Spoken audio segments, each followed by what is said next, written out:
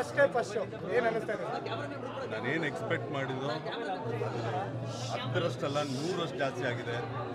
ಅದೇ ಖುಷಿ. ನನಗೇನು ಮಾತು ಬರ್ತಿಲ್ಲ. ಅದೇನೋ ಹೇಳ್ತಾರಲ್ಲ, ಏನೋ ದೊಡ್ಡದಾಗಿ ಮ್ಯಾಜಿಕ್ ಆಗೋ ಥರ ಇದೆ. ಈ 14 ವರ್ಷದ ಶ್ರಮ ಯಾಕೋ ಒಂದೇ ಸರಿ ಬ್ಲಾಸ್ಟ್ ಆಗೋ ಥರ ಇದೆ.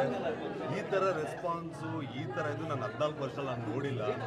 ಇನಾಮಿನಸ್ಲಿ ಎಲ್ಲಿಂದನೂ ಫೋನ್ಸ್, ಎಲ್ಲ ಕಡೆಯಿಂದನೂ ಫೋನ್ಸ್, ತುಂಬ ಸೂಪರ್ ಇದೆ ಅಂತ, ಸೂಪರ್ ಅದು ಕೇಳ್ತೇನೆ. ನನಗೆ ರಿಯಾಲಿಟಿ ಚೆಕ್ ಆಗ್ತದೆ. ರಿಯಾಲಿಟಿನ ಓಕೆ ನನ್ನ ಸಿನಿಮಾಗೆ ಹೇಳ್ತಾರೆ. ಯಾಕಂದರೆ ಎಷ್ಟೊಂದು ಶುಕ್ರವಾರ ಇದನ್ನು ನೋಡಿರೋದು, ಎಷ್ಟೊಂದು ಈ ಕ್ಯಾಮ್ರಾನ ಫೇಸ್ ಮಾಡಿದ್ದು. ಈ ದಿನಕ್ಕೋಸ್ಕರ ಇಷ್ಟು ಕಾಲ್ಸ್ ಬರ್ತಿದ್ರೆ ಮಗ ಸೂಪರ್ ಆಗಿದೆ ಅಂತೆ, ಸಿನಿಮಾ ಸೂಪರ್ ಆಗಿದೆ, ಗಾಂಧಿನಗರ ಟಾಕ್ ಎಲ್ಲ ಸೂಪರ್ ಇದೆ, ಆಡಿಯನ್ಸ್ ನೋಡಿದವರೆಲ್ಲ ಅದನ್ನ ಅಂತಿದ್ರೆ ಏನೋ ದೊಡ್ಡದಾಗಿ ಮ್ಯಾಜಿಕ್ ಆಗುತ್ತೆ ಅನಿಸುತ್ತೆ. ನನಗೆ ಗೊತ್ತಿಲ್ಲ, ಅಂದರೆ ಏನು ಹೇಳಿದ್ರೆ ಗೊತ್ತಿಲ್ಲ. ಕೆಲವರು ಬರ್ತಾರೆ, ಅಣ್ಣ ನನ್ನ ಹುಡುಗಿ ನೆನಪಾಗ್ಲು ಅಂತಾಳೆ, ನನ್ನದೇ ಬ್ರೇಕಪ್ ಸ್ಟೋರಿ ಅಂತಾರೆ, ನನ್ನ ಸ್ಟೋರಿ ಅಂತಾರೆ. ನಾನೇನೋ ಊಹೆ ಮಾಡ್ಕೊಂಡು ನನ್ನ ಸ್ಟೋರಿ ಬಂದಿದ್ರೆ, ಬಟ್ ಈಗ ಗೊತ್ತಾಗ್ತದೆ ಎಷ್ಟೊಂದು ಆಡಿಯನ್ಸ್ ಬಯೋಪಿಕ್ ತೆಗೆದ್ಬಿಟ್ಟಿದ್ದೀನಿ ನಾನು ಅಂತ.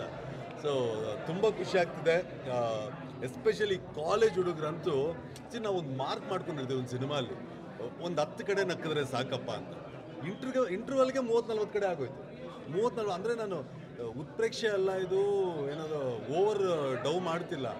30-40 ಕಡೆ ಇಂಟರ್ವಲ್ ಬಿಫೋರೇ ಆಗೋಯ್ತು. ಆ್ಯಂಡ್ ಎಸ್ಪೆಷಲಿ ಇಂಟರ್ವಲ್ಲಿ ಒಂದು ಪೀಕ್ ಮೂಮೆಂಟ್, ಆ ಟಾಯ್ಲೆಟ್ ಸೀನ್ ಒಂದು ಬಂದಾಗಂತೂ ನಿಜವಾಗ್ಲೂ ಆ ಸೀನೇ ನಾನು ಫಸ್ಟ್ ಬರೆದಿದ್ದೀನಿ ಸಿನಿಮಾಗೆ. ಅಷ್ಟು ಕಿರಿಚ್ತಾ ಇದ್ರೆ ಎಸ್ ನಾವು ಅಂದ್ಕೊಂಡಿದ್ವಲ್ಲ, ಒಂದು ಪ್ಲ್ಯಾನ್ ಹಾಕಿದ್ವಿ. ಯಾವತ್ತು ಸ್ಕ್ರೀನ್ ಪ್ಲೇಲಿ ಒಂದು ಪ್ಲ್ಯಾನ್ ಹಾಕ್ಕೊಂಡಿದ್ದೆ ನಾನು. ಯಾವತ್ತು ಒಂದು ಸೀನ್ ಬರೆಯುವಾಗ ಈ ಸೀನು ಸಿನಿಮಾಗೆ ಏನು ಕೊಡುತ್ತೆ, ಈ ಸೀನು ಆಡಿಯನ್ಗೆ ಏನು ಟೇಕ್ ಅವಾಗೆ ಆಗುತ್ತೆ. ನನ್ನ ಸಿನಿಮಾಗೂ ಅದು ಸೀನ್ ಪ್ಲಸ್ ಆಗಬೇಕು, ನೋಡೋ ಆಡಿಯನ್ಗೂ ಅದು ಇಷ್ಟ ಆಗಬೇಕು. ಸೊ ಆ ಎಲ್ಲವೂ ಇಷ್ಟ ಆದಾಗ, ಅದೆಲ್ಲವೂ ಲೈಮ್ ಲೈಟಿಗೆ ಬಂದಾಗ, ಅದೆಲ್ಲವೂ ಸೂಪರಾಗಿ ಅನಿಸ್ತಾ ಇದ್ದಾಗ ಎಸ್ ಈಗಲೂ ಹೇಳ್ತಾ ಇದ್ದೀನಿ, ಏನೋ ದೊಡ್ಡದಾಗಿ ಮ್ಯಾಜಿಕ್ ಆಗುತ್ತೆ ಅನಿಸುತ್ತೆ. ನನಗೆ ಮಾತು ಬರ್ತಿಲ್ಲ. ಬಿಕಾಸ್ ಅಷ್ಟೊಂದು ಕಾಲ್ಸ್ ಬರ್ತಿದೆ, ಅಷ್ಟೊಂದು ಮೆಸೇಜಸ್ ಬರ್ತಿದೆ.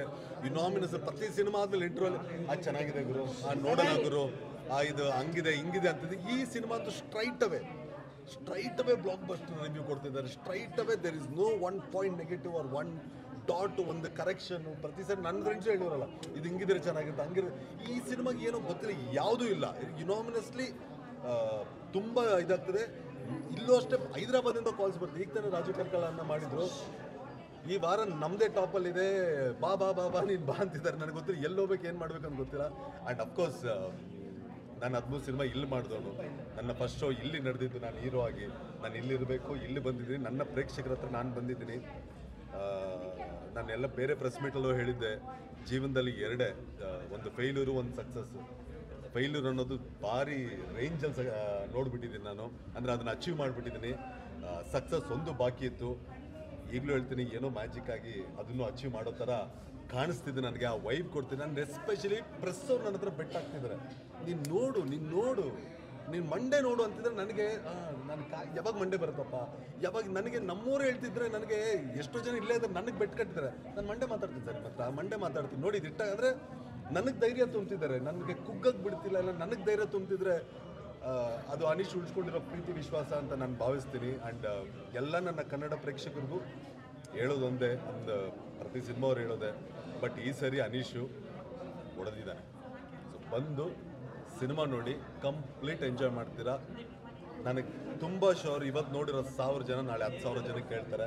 ನಾಳೆ ಐಲ್ ಬಿ ಸೀಯಿಂಗ್ ಏನಂತಾರೆ ಎಲ್ಲೋ, ನಾಳೆ ಶುರುವಾಗುತ್ತೆ ಅಂತೀನಿ. And thank you so much ಎಲ್ಲರೂ ಬಂದಿದ್ದಕ್ಕೆ. Thank you. ಮುಂದಿನ ದಿನಗಳ ಮಾತಾಡ್ತಾ ಹೋಗ್ತೀವಿ ಸರ್. ನಿಮ್ಮ ಕ್ಯಾರೆಕ್ಟರ್ ತುಂಬ ಇಷ್ಟ ಆಗ್ತದೆ ಎಲ್ಲರಿಗೂ. ಒಬ್ಬ ಸ್ನೇಹಿತನಾಗಿ ಸಿನಿಮಾ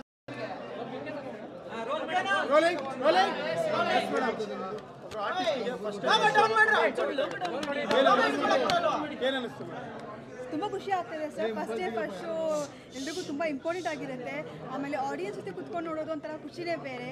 ಮತ್ತು ಆಡಿಯನ್ಸು ನನ್ನ ಪಾತ್ರಕ್ಕೆ, ನಕ್ಷತ್ರ ಪಾತ್ರಕ್ಕೆ, ಇಡೀ ಸಿನಿಮಾಗೆ, ನನ್ನ ಡೈಲಾಗ್ಸ್ಗೆ ಎಲ್ಲದಕ್ಕೂ ಎಂಜಾಯ್ ಮಾಡಿದಾಗ, ಖುಷಿ ಪಟ್ಟಿದಾಗ, ನನ್ನ ಪಾತ್ರಕ್ಕೆ ಇಷ್ಟೊಂದು ಪ್ರೀತಿ ತೋರಿಸಿದಾಗ ನಂಗೆ ತುಂಬ ಖುಷಿ ಆಗುತ್ತೆ. ತುಂಬ ಖುಷಿ ಆಗ್ತದೆ. ಸಿನಿಮಾ ಇಷ್ಟೊಂದು ಪ್ರೀತಿ ಕೊಡ್ತಾ ಇದ್ದಾರೆ ಎಲ್ಲರೂ. So I am loving it. ತುಂಬ ಖುಷಿ ಆಗ್ತದೆ. ಲವ್ ಅಂತ ಬಂದಾಗ ಇಬ್ಬರು ಹೀರೋಯಿನ್ ಒಂದೊಂದು ಅರ್ಥ ಕೊಟ್ಟಿದ್ದೀರಾ. ಏನು ಅನ್ಸುತ್ತೆ ಮೇಡಮ್, ನೀವು ಅವ್ರನ್ನ ನೋಡಿದಾಗ ಅವರು ನಿಮ್ಮನ್ನು ನೋಡಿದಾಗ?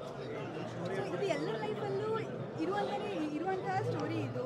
ಸೊ ಎಲ್ಲರೂ ಎಕ್ಸ್ಪೀರಿಯನ್ಸ್ ಮಾಡುವಂಥದ್ದೇ ಇದು. ಒಂದು ಒಬ್ಬರ ಲೈಫಲ್ಲಿ ಒಂದು ಹುಡುಗಿ ತುಂಬ ಟಾರ್ಚರ್ ಕೊಡುವಂಥ ಹುಡುಗಿ ಇರ್ತಾರೆ, ಒಬ್ಬೊಬ್ಬರು ಟಾರ್ಚರ್ ಕೊಡುವಂಥ ಹುಡುಗಿ ಇರ್ತಾರೆ, ಒಬ್ಬೊಬ್ಬರು ತುಂಬ ಪ್ರೀತಿ ಕೊಡ್ತಾರೆ, ಬಟ್ ನಿಜವಾದ ಪ್ರೀತಿ ನಿಮ್ಗೆ ಸಿಗಲ್ಲ.